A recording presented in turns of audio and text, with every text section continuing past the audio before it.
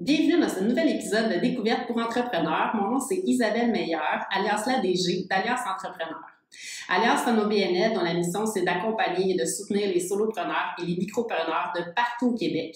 D'ailleurs, notre site Internet regorge d'opportunités pour se former, s'inspirer, plein de rendez-vous de réseautage également. Donc, je vous invite à suivre nos réseaux sociaux, à aller consulter notre site Internet régulièrement si vous avez des questions sur votre parcours entrepreneurial et pour rien manquer du contenu qu'on produit pour vous. Qui dit OBNL dit aussi partenaire financier. J'aimerais prendre le temps de remercier le ministère de l'Économie, de l'Innovation et de l'Énergie, le programme Persévérance, ainsi que notre partenaire média InfoBref. Si vous aimeriez vous aussi être affiché sur Alliance dans un de nos nombreux médias, on va mettre le lien en commentaire et vous pouvez aller voir toutes les opportunités de visibilité que vous pouvez avoir avec nous. Cette semaine, je me suis déplacée dans la boutique atelier de Marie-Michelle Lavigne, qui est artiste entrepreneur depuis de nombreuses années. Ensemble, on a échangé sur le flexipreneuriat, qui a été en fait sa façon à elle de se lancer en affaires à temps partiel, puis qui a été gage de succès puisqu'elle travaille maintenant à temps plein pour son entreprise. Mais au départ, quand elle a fait ça il y a quelques années, je pense que c'était un mot qui n'existait pas vraiment. En fait, c'était pas reconnu, le flexipreneuriat. Alors qu'aujourd'hui, il y a plein d'opportunités pour les flexipreneurs d'aller chercher de l'accompagnement. Il y a même des opportunités de financement aussi pour certaines entreprises qui démarrent comme ça à temps partiel. Si jamais c'est le modèle que vous souhaitez prendre pour démarrer votre entreprise ou pour développer votre entreprise, je vous invite vraiment à aller voir dans l'écosystème entrepreneurial quelles ressources pourraient être utiles pour vous. Donc, sans plus tarder, on va écouter la rencontre que j'ai eue avec elle. Je vous souhaite une bonne écoute.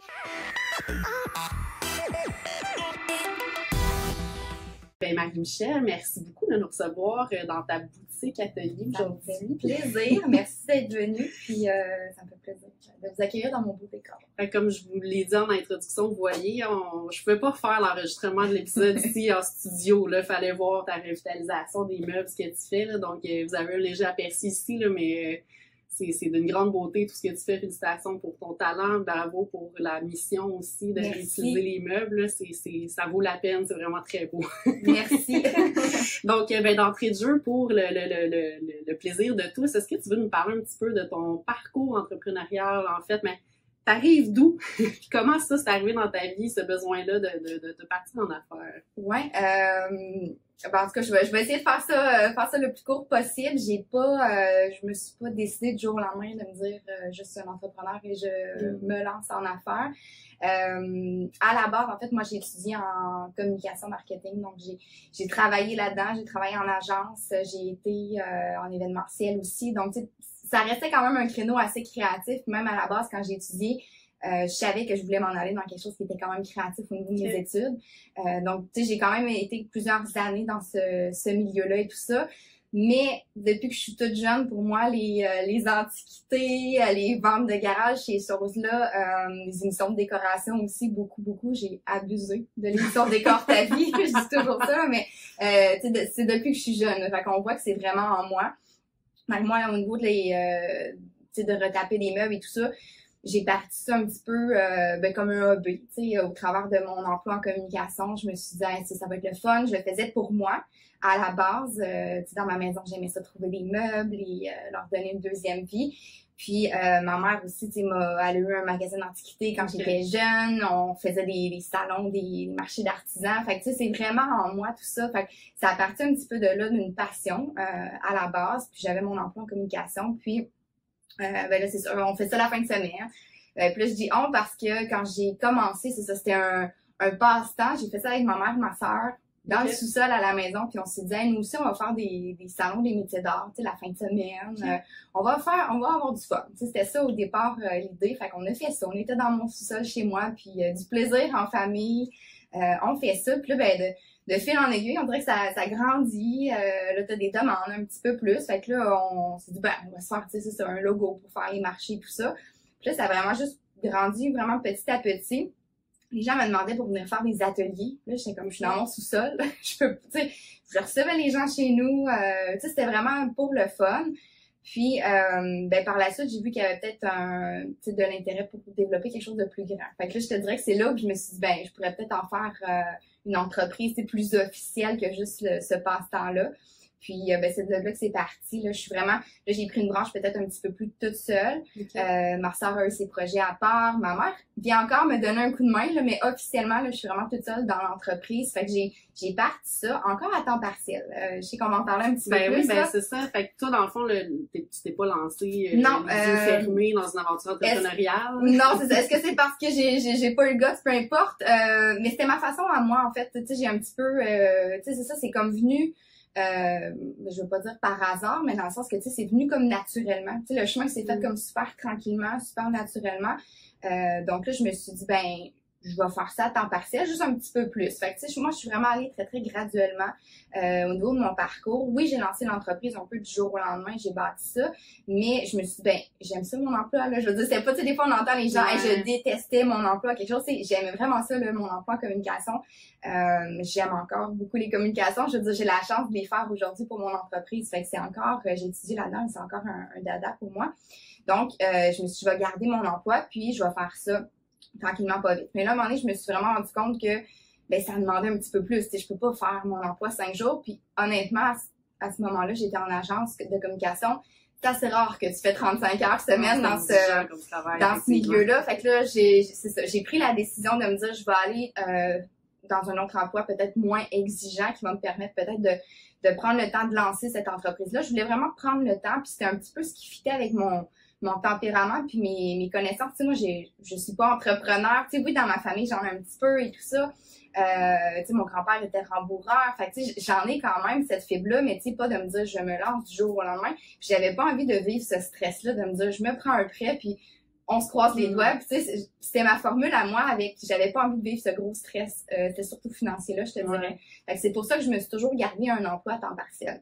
Tu sais, je te dirais, il y a beaucoup de flexipreneurs. C'est un peu ça aussi. Tu sais, c'est pas tout le monde qui est fait pour cette gestion du risque-là puis de l'assumer. Puis ça se fait super bien d'y aller graduellement aussi ou de concilier. Des fois, c'est la famille ou... donc... Tout à fait. Puis tu sais, je dis pas que c'est nécessairement la bonne formule. Tu sais, il y en a qui vont se lancer aussi. Tu sais, je pense que chacun a sa formule un petit peu. Moi, c'était la mienne, c'est ça, avec ce que je connaissais de moi puis le risque que j'avais envie de prendre. Puis tu sais, je suis vraiment allée... Peut-être que j'ai allé très lentement. Il y en a peut-être qui vont dire lentement parce que là, j'ai changé d'emploi. Là, j'étais à 5 jours, mais 5 jours plus normal, mettons, d'heures de travail. Là, après ça, 4 jours, 3 jours. Tu sais, j'ai vraiment j'ai changé un petit peu d'emploi. Je suis même allée dans un domaine qui était pas du tout le mien parce que je pouvais faire du 2-3 jours semaine. Fait que, tu sais, je suis vraiment allée très, très graduellement puis c'était ça qui fonctionnait pour moi. Puis c'est drôle parce que j'avais un peu honte, si je peux dire, parce que là, tu disais, hey, moi, je lance une business, tu sais, je crois en ma business, tout ça. S'il fallait que je dise aux gens que tu sais, je travaille les autres journées quand je suis pas ici à l'atelier, tu sais, on dirait que j'avais comme un petit peu cette honte-là, ou en tout cas, je voulais pas trop en parler. C'est important ce que tu nommes parce que je l'ai entendu souvent, je suis pas une vraie entrepreneur, je suis pas un vrai entrepreneur parce que je suis pas à temps plein dans l'entreprise, et pourtant, tu sais, même moi, ça a commencé de fin de semaine, tu sais, fait que je pense que là, il faut arrêter. Tu sais, il y a pas juste un modèle d'entrepreneuriat. Tu sais, il n'y a pas de honte à ça. Au contraire, je pense que c'est le chemin qui t'a permis d'être ici aujourd'hui. Oui, tu sais, vraiment. Je pense que quand on a un rêve et qu'on y travaille, ben, c'est correct aussi de s'assurer une sécurité financière, une sécurité familiale aussi. Là. Donc, mais c'est important ce que tu nommes la honte. Ça, je pense qu'il faut l'adresser. C'est ça, c'est parce qu'on dirait que moi, je trouvais que ça minimisait mes rêves puis mon projet de dire ben je me garde encore quelque chose à côté, mais tu sais, je sais qu'il y en a plusieurs qui pensent comme ça. Puis à un moment donné, il y a justement quelqu'un, je pense que c'était de l'école des entrepreneurs, qui m'avait dit ben dans le fond, t'es flexipreneur. Moi, j'avais jamais entendu ce mot-là, puis j'étais comme ben c'est vrai, dans le fond, il y a un nom pour ça, puis pourquoi pas, tu sais. Puis tu sais, aussi, j'en parlais pas souvent non plus, puis je sais pas si tu vas aller là, mais j'étais tout le temps un petit peu déçue parce que j'avais pas d'aide financière parce que j'avais un autre emploi.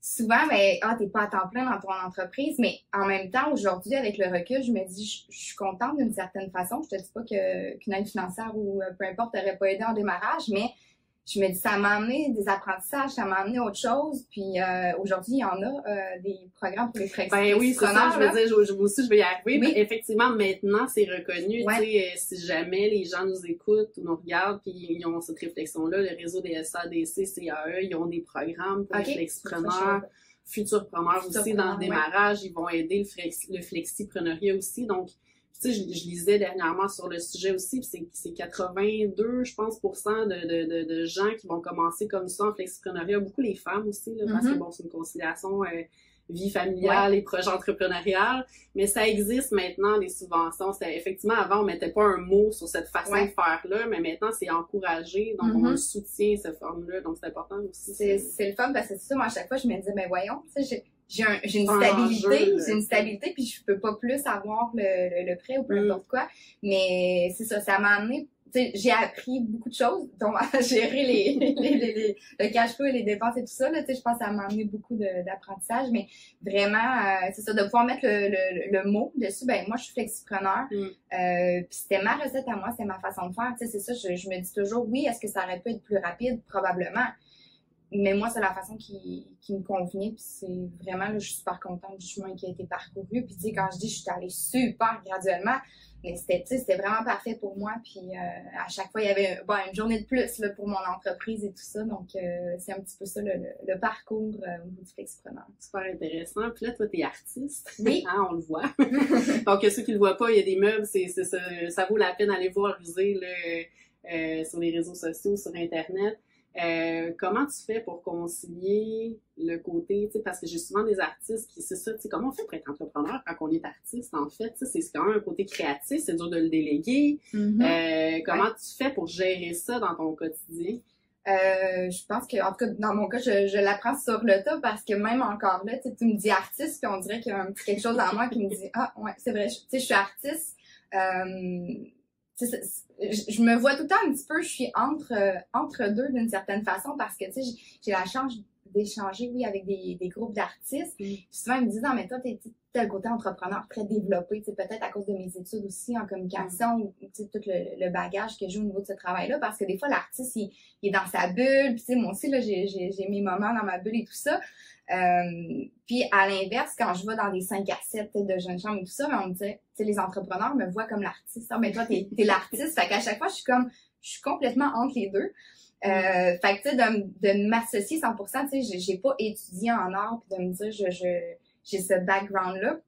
Mais pour revenir à ta question, en fait, c'est ça, j'ai comme appris un petit peu sur le tas de me dire, ben, je suis un artiste, mais j'ai développé un peu mon modèle à moi, parce que, comme je te dis, on dirait, tu sais, j'ai pas un modèle d'affaires de dire, tu lances une entreprise, voici les étapes. Fait que, tu sais, j'ai bâti quelque chose qui me représentait, qui fitait avec, mes compétences, avec ce que j'avais envie de faire. Puis moi, je me suis vraiment, tu sais, je me suis posé beaucoup de questions, puis justement, tu sais, c'est dur de dire, ben, moi, je vais déléguer mon art à quelqu'un, tu peux pas. Puis, de toute façon, à la base, je me suis dit, moi, je suis une entreprise, je peux pas, ben, en tout cas, mon profil, j'ai pas envie d'avoir des employés. Ça, c'est mon envie à moi. J'ai pas envie de gérer des employés.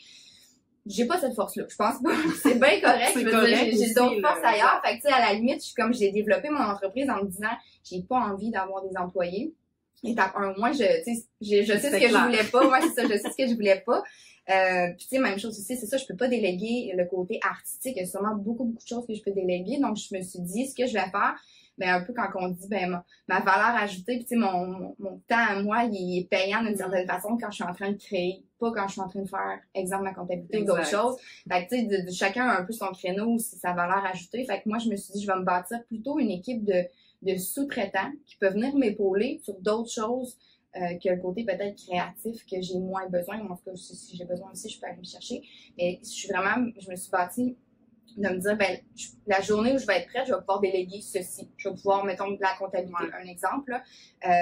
Je vais pouvoir déléguer, là, j'ai la chance de travailler avec une entreprise ici de la région en réinsertion sociale. Donc, moi, j'ai développé, par exemple, des kits DIY à fabriquer ou des petits coffres en bois. Moi, je fais toute l'idéation, la conception, les démos, puis eux, ils me les fabriquent tout en sous-traitance. Donc, c'est des bras supplémentaires que je suis allée me chercher. Mais, tu sais, c'est une belle façon de travailler parce que je me dis, j'ai encore à moi tout le côté créatif, développement. Puis après ça, ben, c'est juste comme une équipe de travail en sous-traitance à moi. Fait que, tu sais, oui, je suis capable de produire un petit peu plus en volume ces produits-là, d'aller me chercher une équipe. Fait que c'est un petit peu comme ça que je l'ai pensé, que je l'ai créé. Tu sais, quelqu'un, par exemple, en design. C'est sûr que là, je parlais que j'étais en communication. Fait que, tu sais, vas-tu déléguer la gestion des réseaux sociaux? C'est quelque chose que, exemple, dans un autre modèle, j'aurais pu déléguer. Mais là, ça, c'est quelque chose que j'ai beaucoup de plaisir à faire aussi. Mais tu sais, quelqu'un en design graphique. Tu sais, je vais me chercher plus des bras en sous-traitance, d'autres travailleurs autonomes. à ce niveau-là. Fait que c'est vraiment un petit peu comme ça que j'ai bâti mon modèle d'affaires. Puis moi, j'ai vraiment beaucoup aimé le livre Company of One. Je sais pas si tu as lu ça, mais tu sais, c'est ça, c'est le fait d'être solopreneur, mais tu sais, il y a d'autres formes de modèles d'affaires qui existent. Puis moi, j'ai un petit peu créé celui-là à ma façon. Vraiment, excellent livre. Les gens le regarder, là. Puis c'est ça, fait qu'effectivement, tu sais, quand on est artiste, puis tu sais, même solopreneur, parce que c'est pas nécessairement juste le domaine artistique, mais des fois, on a une zone de génie, on a notre force. C'est important d'apprendre cette délégation-là aussi, puis de garder notre temps dans ce qu'on fait le mieux, puis d'être capable de se structurer autrement. Donc, je trouve ça intéressant aussi, cette réflexion-là que tu apportes. Puis, tu sais, j'ai beaucoup d'artistes, c'est ça, qui nous contactent ou avec qui j'ai la chance d'échanger, c'est ça, qui savent pas trop quel modèle utiliser parce qu'ils ont besoin de temps pour créer. Il faut qu'ils soient en atelier, il faut qu'ils fassent leur travail, mais en même temps, il y a beaucoup de modèles. Fait que oui, le livre, je vais aller le lire. Oui. En tout cas, moi, j'ai vraiment aimé. Je sais pas en français, là, je dis en anglais, j'ai aucune idée, on va faire le travail, il n'y a pas de problème. Mais c'est ça, très bon livre. Mais tu sais, c'est ça même pour l'artiste. Puis je dis pas que, tu sais, je la fais encore, ma comptabilité, mais dans ma tête à moi, la journée où j'ai à déléguer quelque chose, ça va être ça. Tu sais, il y a encore des choses que c'est encore moi qui fais, puis on porte beaucoup de chapeaux, je pense. Ben, peu importe. Entrepreneur, tout court, on porte beaucoup de chapeaux. Quand on est ça, ben, on apprend à gérer nos priorités, puis on apprend à qu'est-ce que je fais à tel moment. La gestion du temps, disons qu'il faut bien la répartir, là, mais c'est un petit peu tout ça. Là. Puis là, j'entends, est-ce que tu es encore flexipreneur ou tu es vraiment à temps plein? Je suis curieuse dans ton entreprise. Oui, c'est ça, j'en ai parlé. Ben, ça fait pas si longtemps. Présentement, je suis 100% travailleur autonome. Okay. Donc, je travaille que à mon compte parce que c'est ça. Quand j'étais flexipreneur, je travaillais pour d'autres entreprises. C'est ça, jusqu'à 2 jours semaine. Et là, je suis 100% travailleur autonome. Je fais encore un petit peu. Je dirais en fait, j'en fais un petit peu parce que j'aime ça. Je fais encore un petit peu de rédaction. À mon compte à 100% parce que c'est mon domaine d'études, je l'ai dit depuis tantôt, mais j'aime encore ça, les réseaux sociaux et tout ça, c'est vraiment quelque chose que j'aime, donc quelques heures semaine, mais à mon compte à 100%. Donc, je partage mon temps, en fait, entre l'atelier puis un peu de rédaction chaque semaine, mais c'est ça, c'est quelque chose qui me fait encore tout autant triper, donc pour moi, c'est même pas...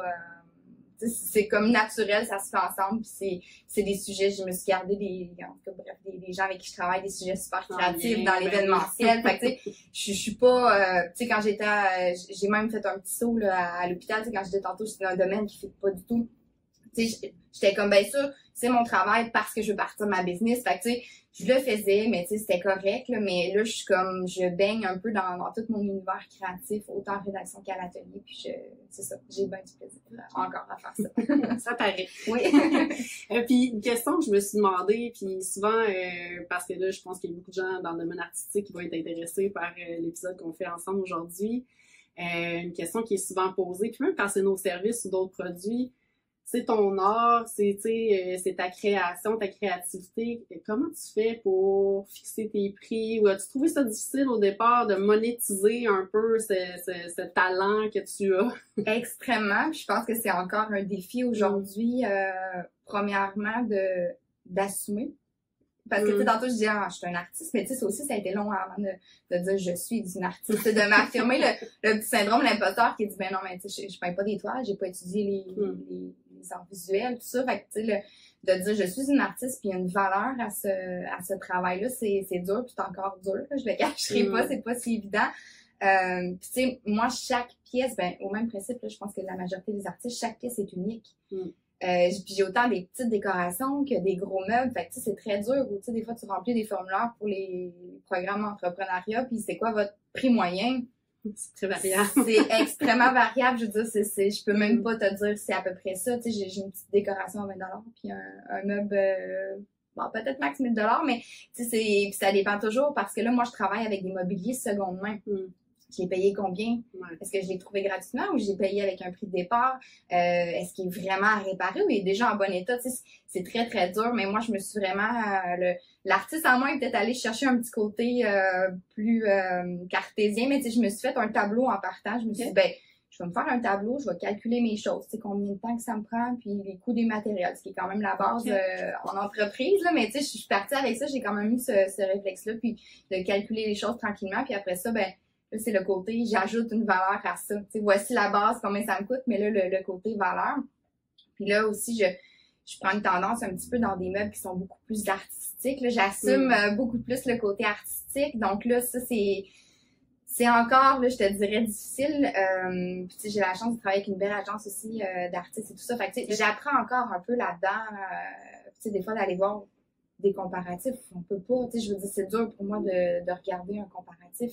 Oui, une commode, c'est une commode, mais là, la mienne est complètement différente. Fait que, tu sais, c'est encore difficile. Je te le cacherai pas, mais tu sais, c'est un travail. Mais là, j'assume beaucoup plus de dire, ben, tu sais, le derrière l'œuvre, il y a, ben, tu sais, il y a du temps de réflexion. Là, je veux dire, moi, je suis sur mon divan, mon cerveau spin constamment d'une certaine façon. Fait que, tu sais, ce travail, cette réflexion créative-là, elle est toujours là un peu, mais c'est pas quand je travaille nécessairement sur le meuble, mais elle est quand même toujours là. Tu sais, c'est du temps que je fais d'une certaine façon, là, mais ben, c'est un petit peu tout ça dans le calcul, là. Je sais pas si ça répond. Oui, ben c'est ça. Puis est-ce que ça t'est déjà arrivé, puis je pose la question, de te faire dire que c'est trop cher, ou comment tu vis ça? Est-ce que ça...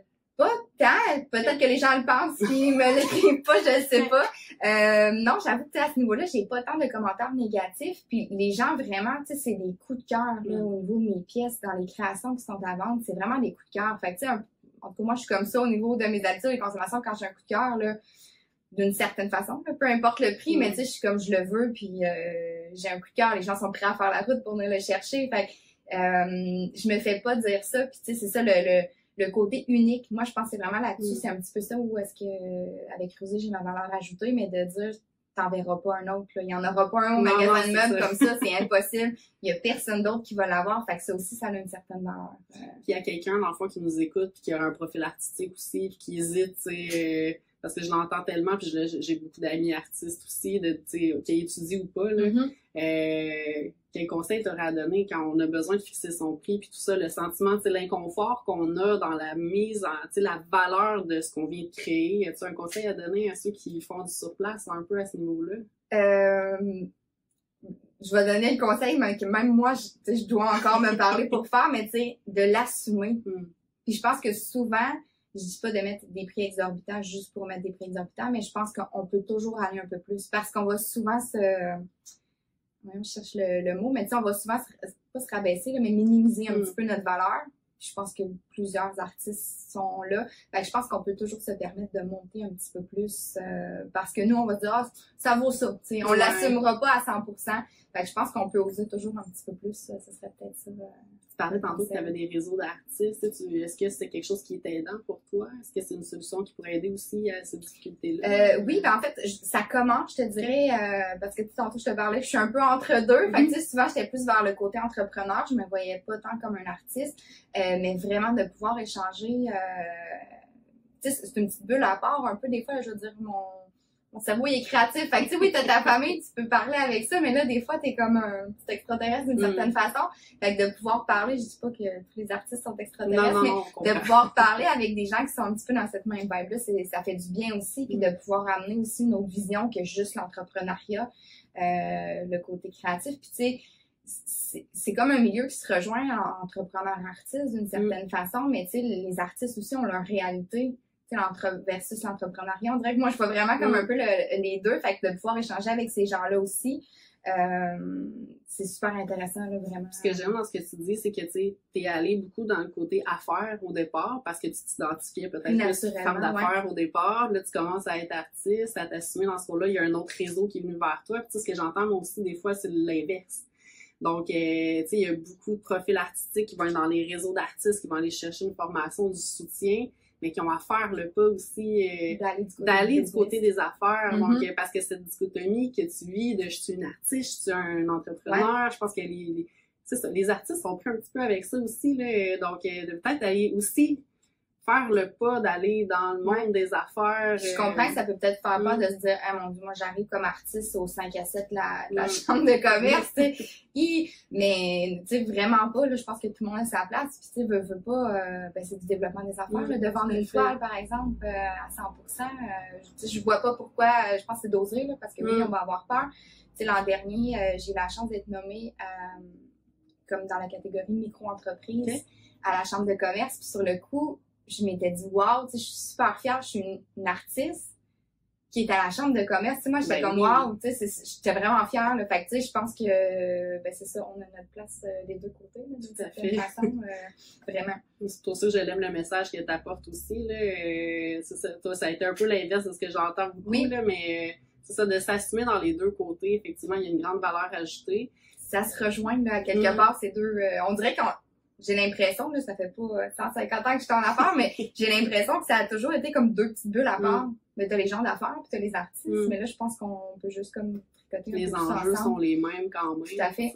Ils sont différents, mais on se rejoint quand même. Je pense que c'est lorsqu'on commence à se mêler que là, on se rend compte qu'effectivement, bien que on a un profil plus artistique, on a une entreprise qui est différente. Est-ce que les enjeux de comptabilité, de développement, de recherche de clients, c'est peut-être le côté, là, je reviens un peu tantôt, on parlait de micro-entreprise et tout ça, mais c'est peut-être le côté, souvent les gens d'affaires vont dire t'as combien d'employés. Ouais. C'est beaucoup ça le terme qui revient, mais c'est sûr que quand t'es artiste, ben c'est moi. Souvent c'est ça. Fait qu'on peut-être pour ça aussi que les artistes s'identifient moins comme une entreprise là en soi, mais comme tu dis, outre la portion employée, ben il y a tout le reste. Exact. Artiste alias entrepreneur, hein, c'est vraiment ça qu'on se disait. Oui, effectivement, mais t'as tout le côté business qui est là quand même derrière l'artiste qui a comme pas le choix, soit de le faire lui-même ou du moins d'aller chercher des outils ou une petite équipe, comme je disais tantôt, en sous-traitance pour le faire, mais faut que tu développes ça si tu veux vendre des choses. T'as pas le choix. Excellent. Puis, à la personne qui hésite en ce moment, là, à se lancer ou à faire le pas, tu sais, qui crée là, encore dans son sous-sol ou, tu sais, aurais-tu un message à passer, le meilleur conseil que tu puisses donner ou, tu sais, le meilleur conseil peut-être que même toi t'as reçu ou qui t'a aidé? C'est toujours dur parce qu'on a envie de donner plein de conseils. Tu sais, c'est facile de dire fonce, là, mais parce qu'on... Mais, tu sais, c'est ça, je pense que c'est surtout ça, fonce, parce que, tu sais, même que ce soit à temps partiel, tu sais, moi, je vais te dire j'ai foncé, mais petite étape, tu sais, fais un premier pas. Attends pas nécessairement que ce soit parfait, parce que ça sera pas toujours, puis surtout quand on est critique envers nous-mêmes. Ça sera jamais, en fait. C'est ça, puis dans ma tête à moi non plus, il y aura jamais de meilleur moment. Tu sais, saute, fais un premier pas, puis la suite va juste continuer, là, je pense que ce serait ça. D'aller s'informer, c'est le modèle de flexipreneur et celui choisi. Ben maintenant, il y a des subventions, on en parle maintenant, donc il y a du soutien qui existe, donc aller cogner aux portes peut-être des fois pour se lancer, là, ça peut être une bonne idée. C'est ça, puis je dis fonce, puis lance-toi, t'étais pas obligé, j'avais déjà entendu la citation qui disait se lancer en affaires, c'est comme sauter. Oui. Je sais pas trop si le parachute va ouvrir, mais tu sais, moi, le modèle que j'ai pris, ben, je l'avais le petit parachute, tu sais, il était toujours là, mais tu sais, j'étais bien contente, là, d'avoir cette stabilité-là parce que ça me gardait cette sécurité-là. Puis j'avais même aussi entendu, si ça peut aider les artistes, ça m'a marqué, mais comme d'avoir cette stabilité-là, ça a fait que j'ai pas été obligée de créer sous la pression. Il faut que je vende. Cette semaine, il faut vraiment que je vende là, parce que j'ai tout lâché, puis je suis stressée. Fait que tu sais, on dirait que de créer dans un environnement de stress, puis j'ai entendu ça fait pas si longtemps, puis je m'étais dit, c'est tellement vrai. Tu sais, quand il faut que tu sais, la création artistique, c'est pas comme il faut que je crée un produit ou que je mette en vente un produit. Fait que tu sais, de créer sous pression, est-ce que ta création aurait été la même? Je sais pas. Fait que c'est pour ça que je dis, est-ce que mon modèle d'affaires a été plus lent? Peut-être, mais en même temps, quand tu fonces, tu peux foncer à temps partiel. C'est très, très bien, là. Merci. Puis qu'est-ce qu'on peut te souhaiter pour toi, pour la suite? Ben, juste que ça continue, je pense, de vivre de mon art. Je pense que c'est le rêve de tous les artistes. Ça aussi, si je peux ramener ça, mais tu dis un conseil, on entend beaucoup, un artiste, ça vit pas de son, tu sais, ça vit pas de son art. On dirait qu'on doit tout avoir ce petit background-là, mais oui, ça se peut. Il y en a des beaux modèles, puis ça se peut. Fait que, tu sais, je pense que juste de continuer, que Rusé a une longue vie à partager ses créations. Puis je pense que c'est juste ça, je veux dire, j'ai du plaisir à faire ce que je fais, fait que juste de continuer sur cette lancée-là, avoir une croissance. Aussi simplement que ça. C'est super inspirant. Puis, tu sais, si vous avez envie de venir échanger avec Marie-Michel, vous avez vu, elle est très inspirante. Oui, ben, donc, même sur les réseaux sociaux, ben, je suis très active, je réponds, ça me passe fort. Allez voir ce qu'elle fait, mais vous pouvez jaser aussi, allez voir, vous inspirer, tout ça, là. Donc, merci de porter cette image-là du flexipreneur, du modèle entrepreneur artiste ou artiste entrepreneur. Merci d'avoir donné ton temps pour nous aujourd'hui. Ça fait plaisir. Merci pour l'invitation. Puis ben moi, pour ceux qui voient le petit Einstein ici, il sera plus là. Je vais partir avec. Donc c'est dur de venir ici puis de partir sans coup de cœur. C'est ton coup de cœur en rentrant. Il s'en vient chez moi. Donc merci beaucoup. Puis À ceux qui nous écoutent, si vous avez apprécié l'épisode, n'hésitez pas d'aller le partager aussi sur vos réseaux sociaux pour qu'on puisse propager le message à la plus grande échelle possible. Vous pouvez aussi nous donner des étoiles ou des likes sur Spotify ou Apple Podcasts. Donc, merci beaucoup. Puis on se revoit la semaine prochaine pour un extra. Bonne semaine!